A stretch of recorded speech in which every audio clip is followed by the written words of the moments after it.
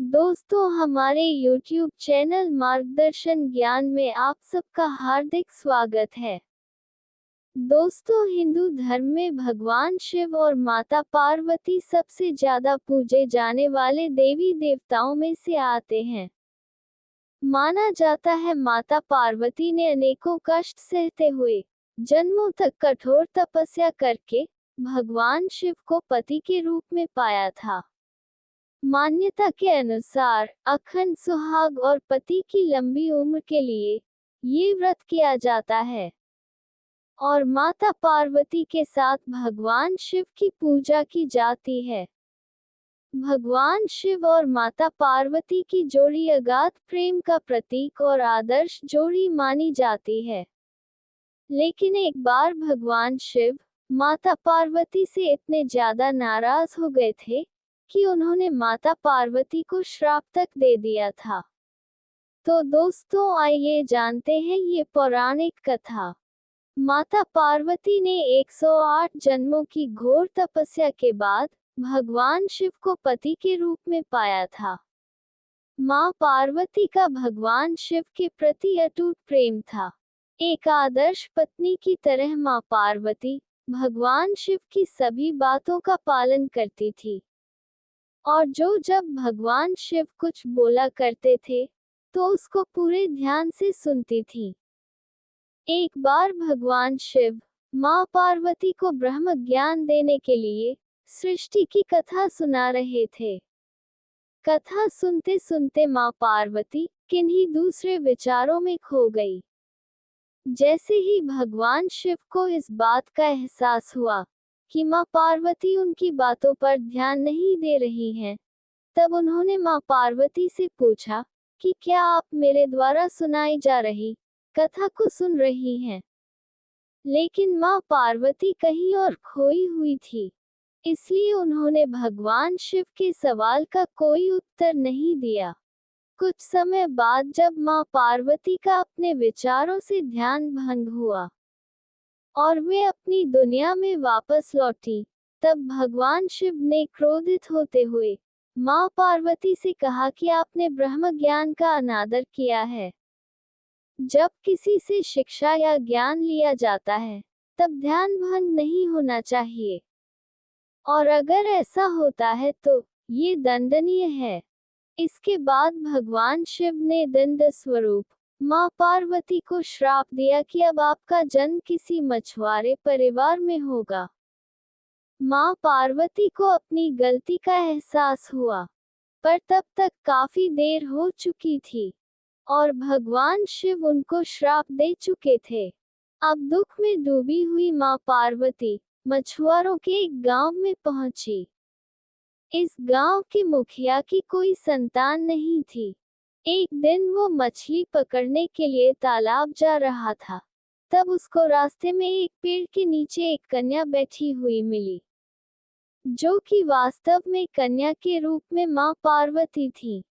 वह नन्ही कन्या पूरी तरह से वहां अकेली थी, उसके साथ कोई भी नहीं था। तब मछुआरे ने इस घटना को प्रभु की कृपा समझा और उस नन्ही कन्या को अपने साथ अपने घर ले आया। माँ पार्वती उसी घर में कन्या के रूप में रहने लगी। इस तरह माँ पार्वती को अपना एक जन्म भगवान शिव के श्राप के कारण मछुआरे के घर में काटना पड़ा। तब के बाद एक वक्त ऐसा भी आया था जब पार्वती जी को भगवान शिव की परीक्षा का सामना करना पड़ा था।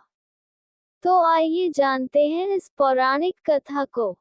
पौराणिक कथाओं के अनुसार माता पार्वती ने भगवान शिव को अपने पति के रूप में पाने के लिए सैकड़ों वर्षों तक कठोर तप किया था।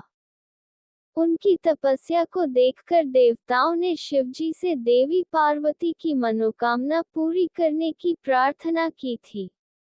इसके बाद भोलेनाथ ने सप्तर्षियों को पार्वती जी की परीक्षा लेने के लिए भेजा। इस परीक्षा के दौरान सप्तर्षियों ने शिवजी के ढेरों अवगुणों को बताते हुए माता पार्वती से शिवजी से विवाह न करने को कहा। लेकिन पार्वती जी अपने निर्णय से टस से मस नहीं हुई।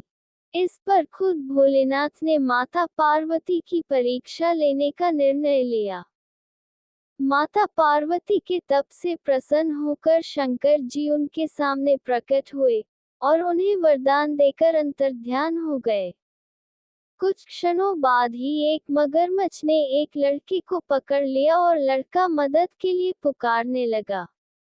बच्चे की आवाज सुनकर पार्वती जी नदी किनारे पहुंची और उनका मन द्रवित हो गया। इस बीच लड़के ने माता पार्वती को देखकर कहा कि मेरी न माँ है न बाप, न कोई मित्र ही है। माता आप ही मेरी रक्षा करें। इस पर पार्वती जी ने मगरमच्छ से कहा कि ग्राह इस लड़के को छोड़ दें। इस पर मगरमच्छ ने कहा कि दिन के छठे पहर जो मुझे मिलता है उसे आहार बनाना मेरा नियम है। पार्वती जी के विनती करने पर मगरमच्छ ने लड़के को छोड़ने के बदले में पार्वती जी के तप से प्राप्त वरदान का पुण्यफल मांग लिया। इस पर पार्वती जी तैयार हो गईं। मगरमच्छ ने बालक को छोड़ दिया और तेजस्वी बन गया। अपने तप का फल दान करने के बाद पार्वती जी ने बालक को बचा लिया और एक बार फिर भोलेनाथ को प्रसन्न करने के लिए तप करने बैठ गईं। इस पर भोलेनाथ दोबारा प्रकट हुए और पूछा कि तुम अब क्यों तप कर रही हो? मैंने तुम्हें पहले ही मनमांगा दान दे दिया है। इस पर पार्वती जी ने अपने तप का फल दान करने की बात कही। इस पर शिवजी प्रसन्न होकर बोले मगरमच्छ और लड़के दोनों के स्वरूप में मैं ही था। मैं तुम्हारी परीक्षा ले रहा था कि तुम्हारा चित्त प्राणी मात्र में अपने सुख दुख का अनुभव करता है या नहीं। तुम्हारी परीक्षा लेने के लिए ही मैंने ये लीला रचाई थी। अनेकों रूप में दिखने वाला मैं ही एक सत्य हूँ। अनेक शरीरों में नजर आने वाला मैं निर्विकार हूँ। इस तरह पार्वती जी शिव जी की परीक्षा में उत्तीर्ण हुई और उनकी अर्धांगिनी बनी।